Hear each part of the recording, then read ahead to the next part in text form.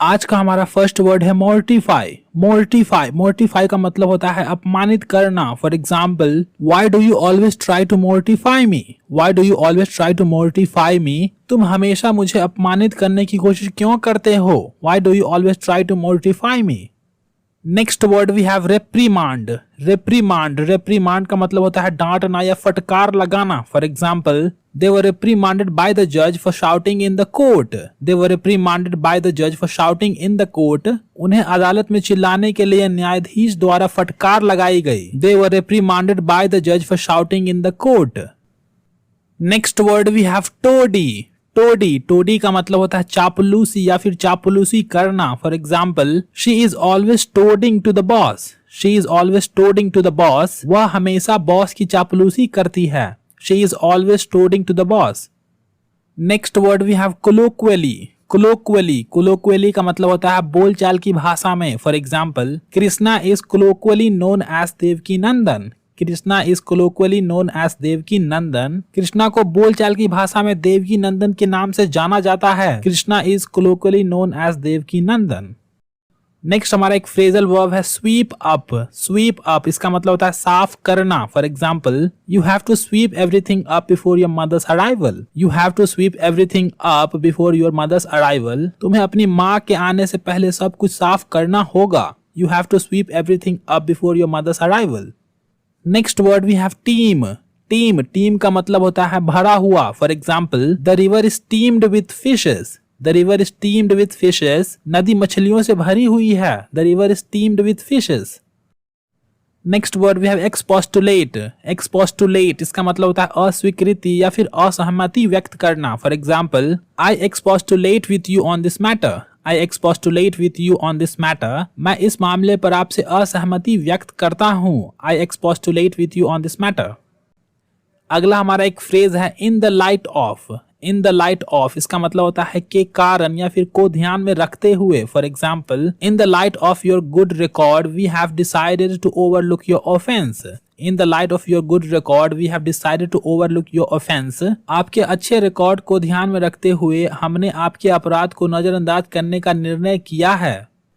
Next word we have bedrock. Bedrock इसका मतलब होता है आधार या फिर आधारशिला। For example, honesty is the bedrock of a good relationship. Honesty is the bedrock of good relationship. ईमानदारी एक अच्छे रिश्ते की आधारशिला है। Honesty is the bedrock of a good relationship. Next we have a phrase on a par with. On a par with इसका मतलब होता है बराबर। For example, no one has knowledge on par with him. No one has knowledge on par with him. किसी के पास उसके बराबर ज्ञान नहीं है। No one has knowledge on par with him. Next word we have dreary. Dreary dreary का मतलब होता है उबाऊ। For example, she had spend another dreary day in the office. She had spend another dreary day in the office. उसने कार्यालय में एक और उबाऊ दिन बिताया था। She had spend another dreary day in the office. Next word we have improbable. Improbable इसका मतलब होता है असंभव। For example, it's highly improbable that she will agree. It's highly improbable that she will agree. यह बहुत ही असंभव है कि वह सहमत होगी।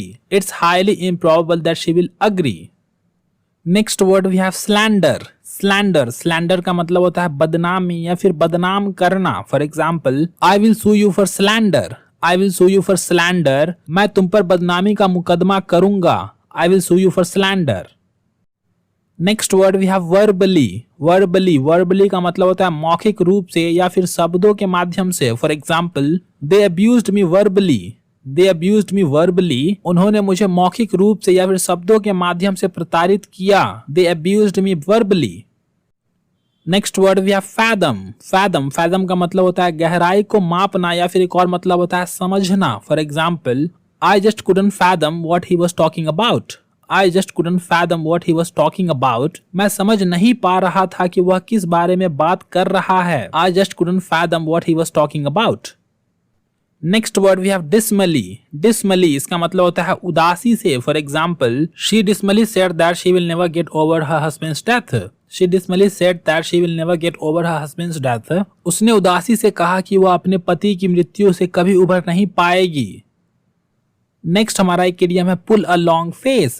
पुल अ लॉन्ग फेस इसका मतलब होता है दुखी दिखना या फिर होना। For example, she pulled a long face after being scolded by the teacher. She pulled a long face after being scolded by the teacher. शिक्षक द्वारा डांटे जाने पर वह दुखी दिख रही थी। She pulled a long face after being scolded by the teacher. Next word we have bung. Bung बंग का मतलब होता है रिश्वत या फिर घूस। For example, of course both the politicians denied taking bungs. Of course both the politicians denied taking bungs. बेशक दोनों राजनेताओं ने रिश्वत या फिर घूस लेने से इनकार किया। अगला हमारा एक फ्रेजल वर्ब है टेक प्लेस। टेक प्लेस इसका मतलब होता है घटित होना या फिर सिंपली होना। For example, meeting will take place in the close door. Meeting will take place in the close door. बैठक बंद दरवाजे में होगी। Meeting will take place in the close door. Next word we have abysmally. Abysmally इसका मतलब होता है भारी या फिर काफी या फिर आप बोल सकते हो बेहद या बहुत ज्यादा। For example, the sale of Tesla car has dropped abysmally. The sale of Tesla car has dropped abysmally. Tesla car की बिक्री में भारी गिरावट आई है। The sale of Tesla car has dropped abysmally. Next word we have imbibe. Imbibe imbibe का मतलब होता है पीना, मुख्य रूप से शराब। For example, he has been imbibing for 10 years। He has been imbibing for 10 years। वह 10 सालों से पी रहा है। He has been imbibing for 10 years. Next word we have avidity. Avidity इसका मतलब होता है उत्सुकता। For example, he reads every book with avidity. He reads every book with avidity. वह हर किताब को उत्सुकता से पढ़ता है। He reads every book with avidity. Next word we have tame.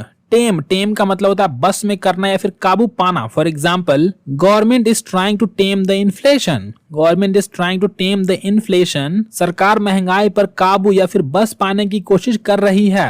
Government is trying to tame the inflation. Next word we have accentuate. Accentuate इसका मतलब होता है बल देना या फिर जोर देना। For example, government should accentuate on job creation. Government should accentuate on job creation. सरकार को रोजगार सृजन पर जोर देना चाहिए। Government should accentuate on job creation. Next word we have apposite. Apposite इसका मतलब होता है उपयुक्त या फिर उचित। For example, they should provide an apposite circumstances for work. They should provide an apposite circumstances for work. उन्हें काम के लिए उपयुक्त परिस्थितियां प्रदान करनी चाहिए। दे should provide an apposite circumstances for work. और ये हमारा अंत है वीडियो का। अगर आपको कुछ सीखने को मिला है इस वीडियो से तो प्लीज लाइक कीजिए वीडियो को और चैनल को सब्सक्राइब कीजिए। Thank you very much for watching.